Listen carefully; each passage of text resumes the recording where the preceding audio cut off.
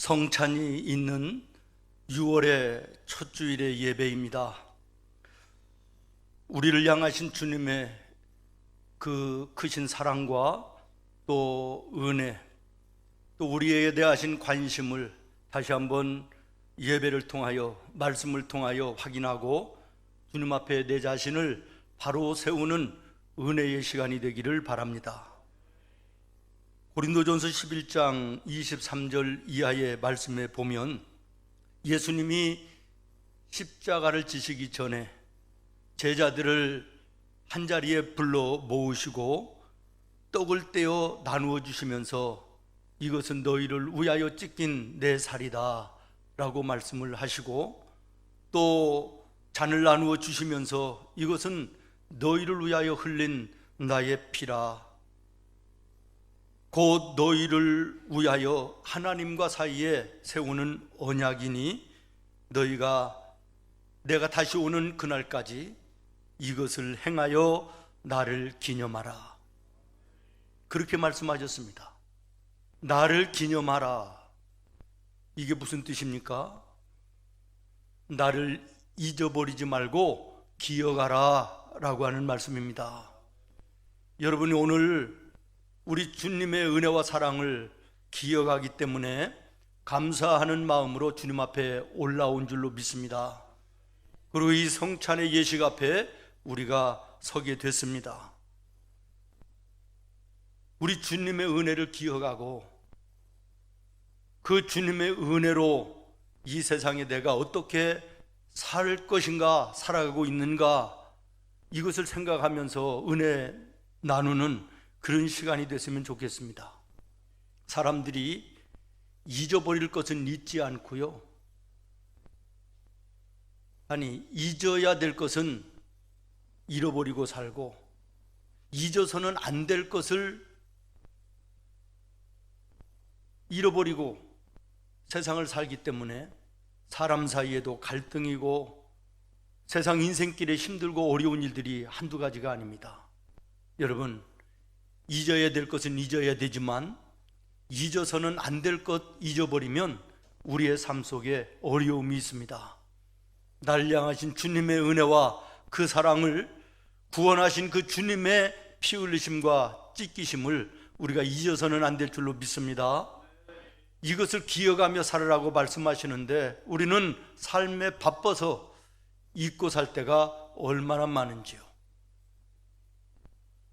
세계적인 성경신학자 매튜 헨리의 그 글을 보니까 어느 날 집에 올라오는 골목길에서 강도를 만났답니다. 그리고 돌아와서 서재의 책상에 가만히 앉아서 하나님 앞에 회개했다는 거예요. 내가 이 길을 수십 년 다녔는데도 단 한 번도 불미스러운 일이 없었는데 수십 년의 세월 속에 그거에 대한 감사가 있었는가? 돌아보니까 없었더라는 거예요. 강도를 만나고 보니까 수십 년 아무런 사고 없이 이 길을 걸어 집에 왔다는 것이 은혜였고 주님의 사랑이셨더라, 이런 얘기예요. 오늘은 일상 속에 당연한 것으로 여겨지는 거 감사할 줄 모르고 지나가는 경우들이 얼마나 많이 있습니까? 우리 집사님들, 장로님들 기도를 인도하시는 걸 이렇게 들어보면 매사가 모든 일이 하나님의 은혜요, 감사한 일이라고 기도를 하시기는 하는데, 정말 우리의 삶 속에 일상적인 것에 대해서 진정한 감사가 있는가라는 것이에요. 뭉뚱그려 지난 나의 일주일의 모든 삶이 하나님의 은혜였기에 감사합니다 라고 그냥 지나가는 것이지, 정말 세세한 부분까지 하나하나 감사하며 사는 사람들이 몇이나 될까요? 나와 함께 옆에 예배하는 우리 믿음의 형제자매가 있음에, 힘들고 어렵고 상처받았을 때 위로해주고 힘이 되어주는 내 가족들이 있기에, 마스크를 쓰고 나니까 숨 쉬는 것이 감사한 거 우리 깨닫지 않습니까? 옆에 공기가 마음껏 마셔도 마실 수 있는 공기가 있음을 여러분 감사하며 사시나요? 내리쬐는 햇빛, 불어오는 바람, 이 모든 것에 감사하면서 살아야 마땅한데 우리는 이것이 너무나도 당연한 것처럼 세상을 살지 않습니까? 요즘에 저희 부부가 지나간 프로인데요, 유튜브에서 그 유키즈 언더블럭이라는 프로를 아주 재미있게 봅니다. 근데 한 번은 계룡산인지 속리산인지 모르겠어요. 그건 뭐 중요하다고 생각하지 않았기 때문에 다시 찾아보지는 않았습니다만은 거기에서 119 구급대로 산악구조대원으로 일하는 분인데 한 16년, 17년을 일했대요. 그 유재석 그 진행자가 묻더라고요. 기뻤던 일, 보람 있었던 일, 뭐 이런 것들을 물어보면서 뭘 물어보냐면 가장 섭섭했던 일, 허탈했던 일, 이것도 물어보는데 뭐라고 대답하냐면 한 번은 바위에서 실족해가지고 떨어져서 뭐 움직이지 못하는 사람을 온 구조대원들이 다 동원돼서 그 험난한 바위 틈을 뒤집어서 살렸다는 거예요. 그리고 헬리콥터까지 동원해가지고 실어 갔는데요, 2, 3일 지나서 전화가 왔대요. 그러더니 대뜸 내 등산 스틱 새 건데 비싸게 주고 샀는데 그거 어떻게 했냐고. 그래서 많이 실망한 적이 있다, 이런 얘기를 해요.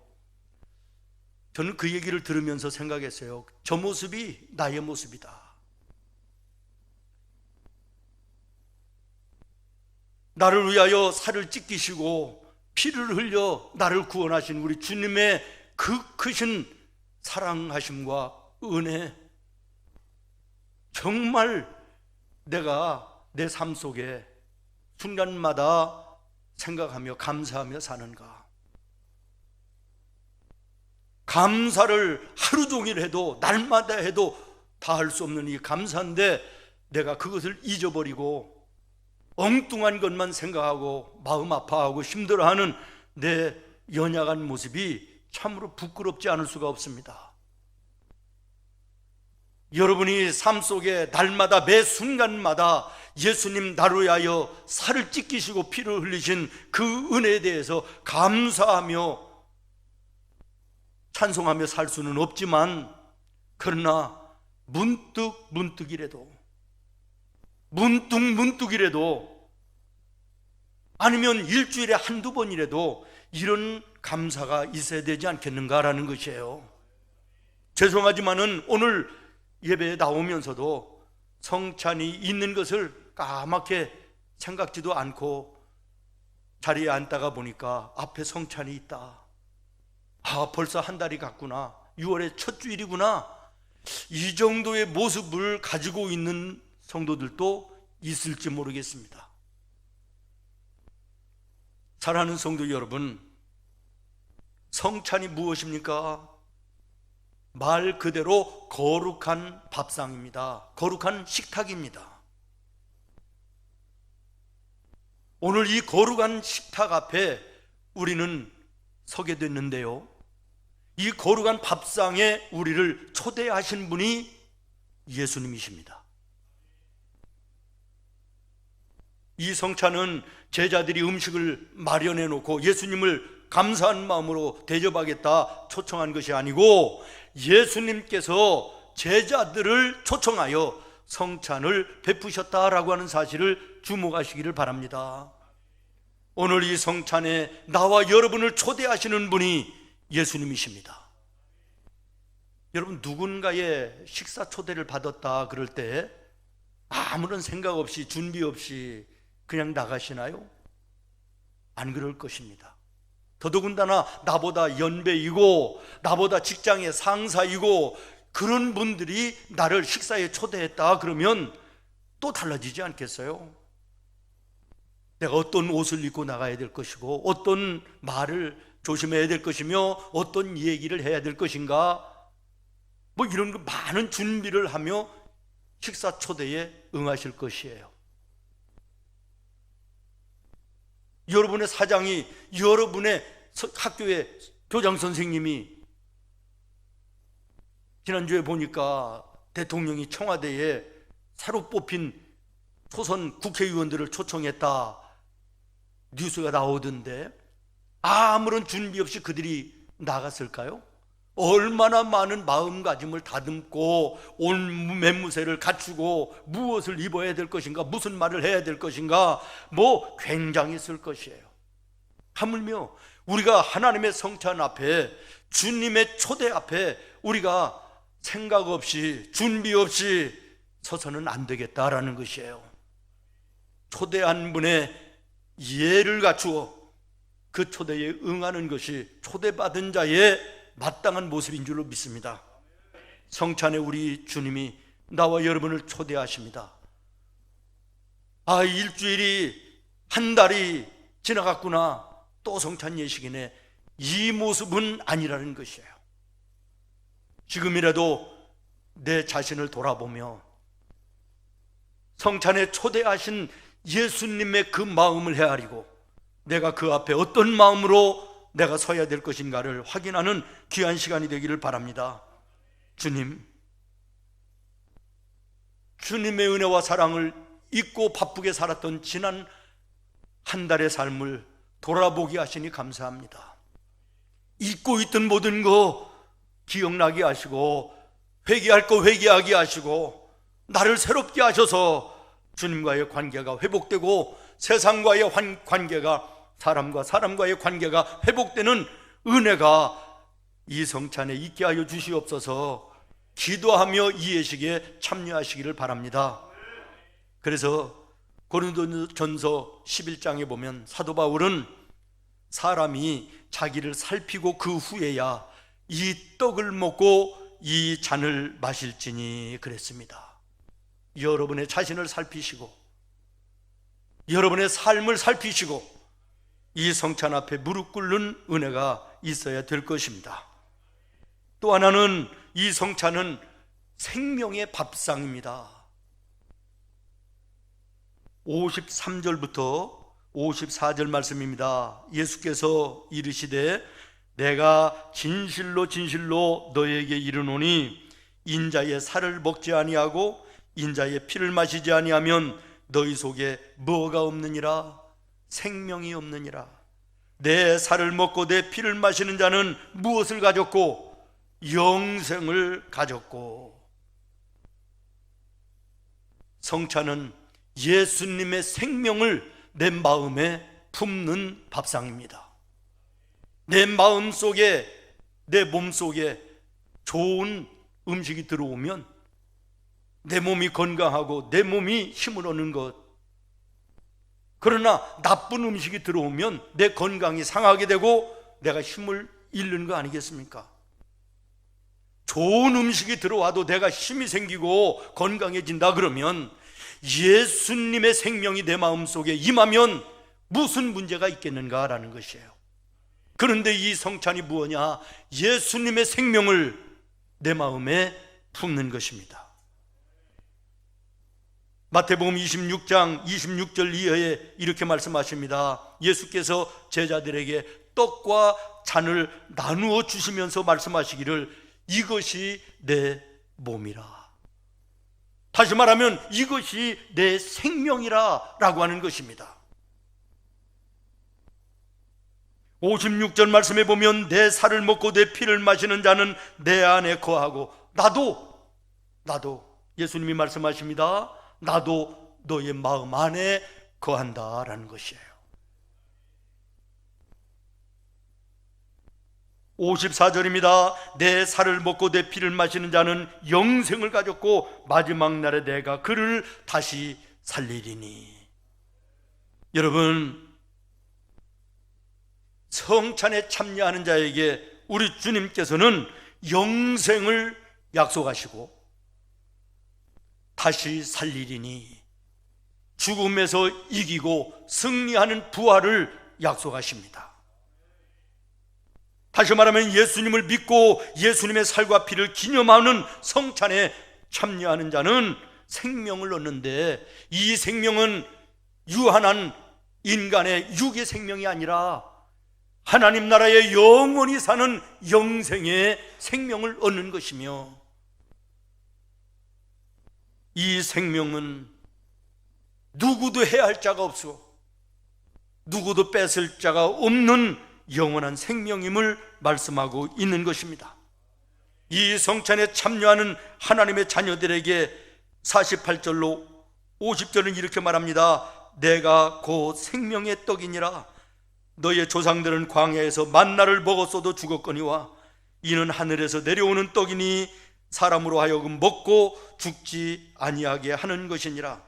나는 하늘에서 내려온 살아있는 떡이니 사람이 이 떡을 먹으면 무엇을 하리라? 영생하리라. 영생하리라.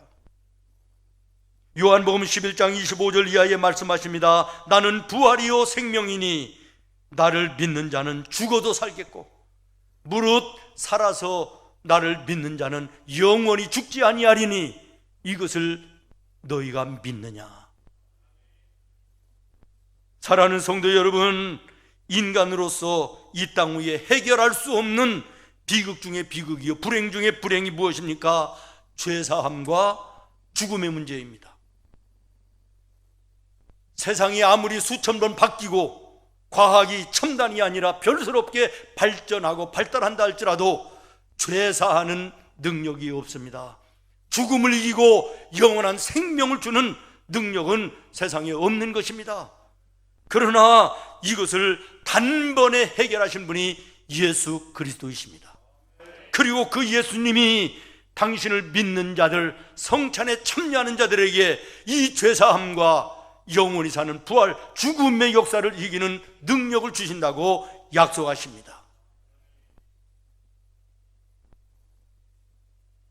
그러므로 세상의 부귀영화를 아무리 누리며 사는 자가 있다 할지라도 그 속에 예수님이 없으면 그 인생은 실패한 인생입니다. 죽으면 영원한 지옥의 백성이 되는 것이기 때문에 그렇습니다. 그러나 아무것도 없다 할지라도 마음에 예수님을 품는 자는 이 땅뿐만 아니라 영원히 하나님 나라의 주님과 함께 사는 영생의 축복이 있는 것입니다. 떡을 떼며 잔을 나누는 이 성찬이 이렇게 큰 은혜와 축복임을 다시 한번 기억하시고 참여하시기를 바랍니다. 예수님은 말씀하셨습니다. 나는 생명의 능력이라. 다시 말하면 나와 함께하는 자는 나의 능력을 덧입어 세상을 살게 될 것이다 라고 하는 말입니다. 그러면 예수님의 능력이 무엇입니까? 우리가 좋은 음식을 먹어서 얻는 물리적인 힘이 아닙니다. 예수로 인하여 우리가 얻는 힘은 세상을 이길 영적인 힘입니다. 악한 마귀의 권세를 이길 수 있는 영적인 힘인 것입니다. 오늘 여러분의 삶 속에 무엇이 힘든 문제입니까? 무엇이 답답한 일입니까? 여러분의 인생의 복된 길을 가로막는 장애물이 무엇입니까? 내 힘과 능력으로 세상의 방법으로 감당할 수 없을지라도 주님이 함께 하시면 되는 줄로 믿습니다. 믿는 자에게 능치 못함이 없으리라. 성찬을 통하여 내 마음에 예수님을 다시 한번 새롭게 품는 자에게 주님의 능력이 임함을 말씀하십니다. 이 능력은 세상을 이깁니다. 악한 마귀의 도전과 유혹을 이겨낼 수 있습니다. 이겨낼 뿐만 아니라 축복으로 바꾸는 창조적인 능력이 이 말씀 속에 있음을 기억하시기를 바랍니다. 또 예수님이 말씀하셨습니다. 나는 생명의 물이라. 무엇라고요? 생명의 물이라. 수가성에 한 여인이 물을 길러 나왔습니다. 예수님이 그에게 묻습니다.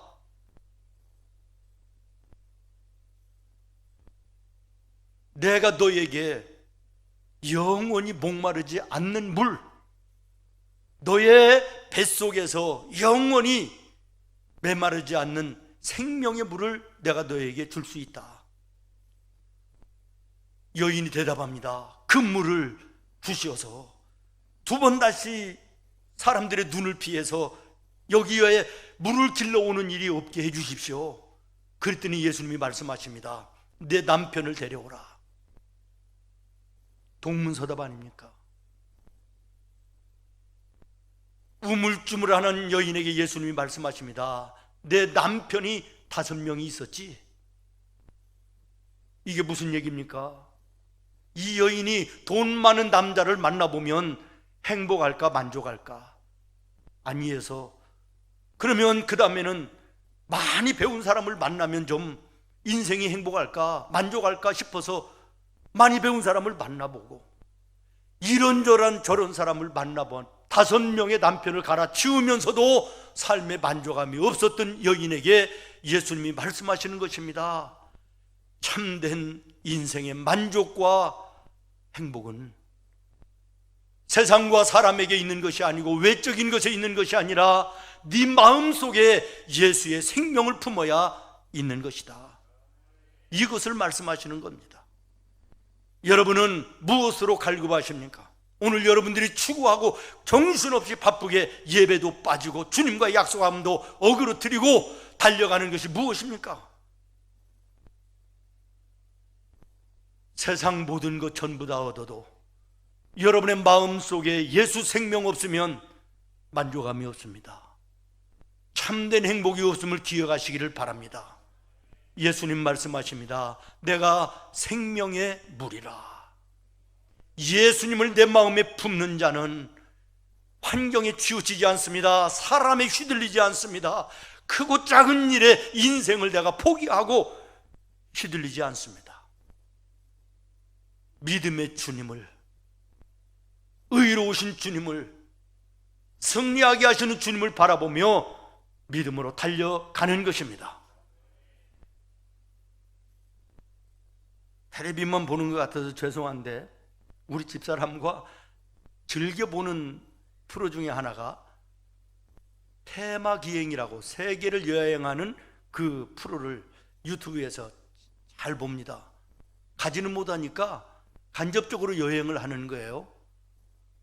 근데 한 번은 사막에 모래바람이 휘몰아치는데요, 낙타가 한 발짝 한 발짝 앞으로 걸어가요. 근데 저 앞에 선인장 있잖아요. 팔 벌리고 있는 것 같은 모양의 큰 선인장이 우뚝 서 있는 것을 보면서 이런 생각을 했습니다. 낙타와 선인장은 사막에서 누구에게도 어디에서도 물을 구하지 않는다. 자기의 몸속에 스스로 물을 채우고 모래바람 일어나는 그 길을 말없이 묵묵하게 목적지를 향하여 걸어간다. 저는 굉장한 영적인 깨달음을 받았습니다. 내가 살아가는 인생의 길이 모래바람 휘날리는 저 사막 같은데, 거칠은 광야 같은데, 내가 주의 종이라고 그러면서도 얼마나 사람들에게 기대고 기대하며 환경과 여건에 휘둘리는 믿음의 주요 온전케 하시는 하나님만 바라보자 외치면서도 그렇지 못하는 나의 연약한 모습을 발견하며 얼마나 부끄러웠는지 모르겠습니다. 그래, 사람을 바라보고 기대하며 의지하는 것이 아니고 세상 바라보며 의지하고 기대하는 것이 아니라 내 스스로가 내 마음속에 영원한 생명의 물이 되시는 예수님을 채워야 된다. 여기에 참된 인생의 만족과 참된 행복이 있음을 기억하시기를 바랍니다. 다시 말씀드립니다. 여러분, 무엇으로 갈급하십니까? 다윗은 시냇물을 찾기에 갈급한 사슴같이 내가 하나님을 찾기에 갈급합니다. 그리고 하나님 앞에 호소하며 달려가는데, 여러분은 무엇으로 갈급하십니까? 돈을 갈급하십니까? 건강을 갈급하십니까? 있다가 없어질 썩어질 세상 것에 갈급한 나의 모습은 아닌가? 성찬 앞에 돌아보며 생명의 물이 되시는 주님을 성찬을 통하여 마음에 품는 은혜가 있어야 되겠습니다. 마지막으로 한 가지 더. 성찬은 교제의 밥상입니다. 밥을 함께 나누면요, 멀어져 있던 마음이 가까워져요. 그래서 서먹서먹 가족한 이런 관계 속에 친구들 간에도 우리 밥 한번 같이 하자. 밥을 한번 먹으면 옛날에 그 우정으로 돌아가는 거예요. 사업이 뻑뻑하고 잘 안 될 때 우리 식사는 한번 같이 합시다. 밥을 같이 먹으면요, 안 되던 사업의 길도 열려지는 경우들이 있지 않아요? 밥상은 바로 이러한 교제가 이루어지는 것입니다. 성찬은 예수님께서 나와 여러분을 초청한 거룩한 밥상입니다. 이 성찬은 다른 말로 얘기하면 예수님과 나와의 교제인 것이에요.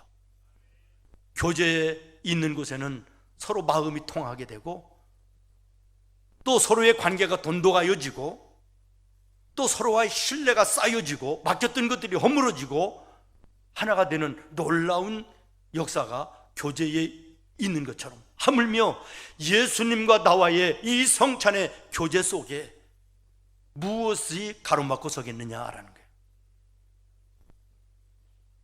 이 성찬을 통하여 주님과 나와의 가운데에 가로막고 있는 모든 것이 무너지는 역사가 나타납니다.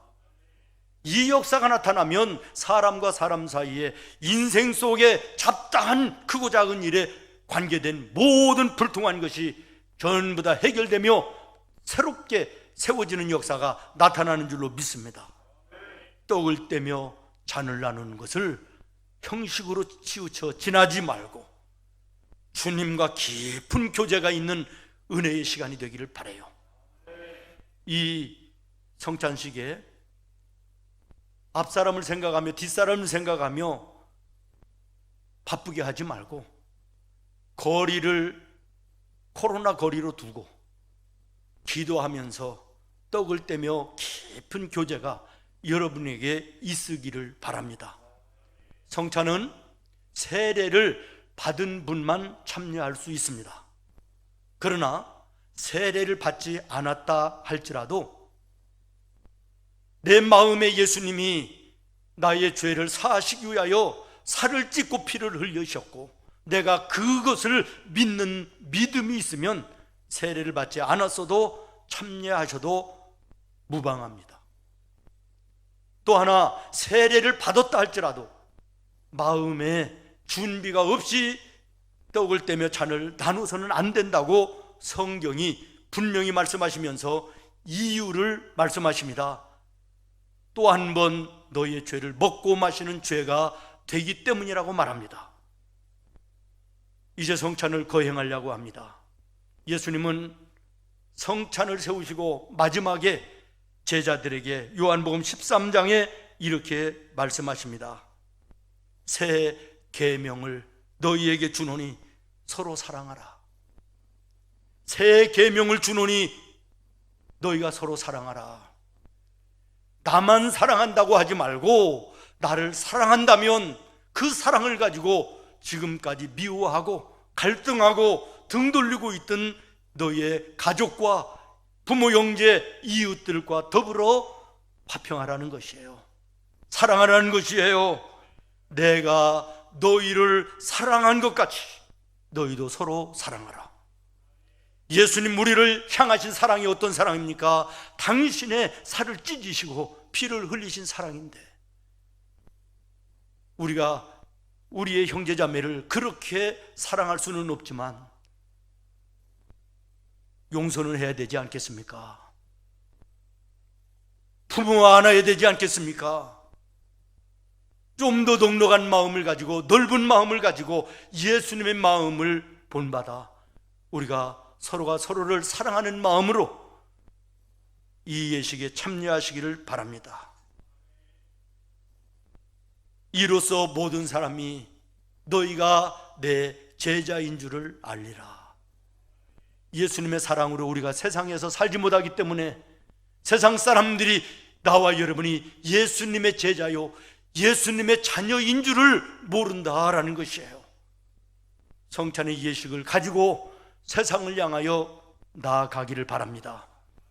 그 사랑으로 있는 곳에서 모든 사람들에게 예수님의 사랑의 향기가 되기를 바랍니다. 예수님의 전도지가 되기를 바랍니다. 예수님의 편지가 되기를 바랍니다. 예수의 빛이 되기를 바랍니다. 소금이 되시기를 바랍니다. 이제 주신 말씀을 생각하며 찬송하면서 성찬 예식을 거행합니다. 찬송하시면서 성찬 예식에 기도하는 마음으로 참여하실 때 주님과 깊은 교제가 이루어지는 은혜가 있기를 바랍니다. 기도하겠습니다. 주님,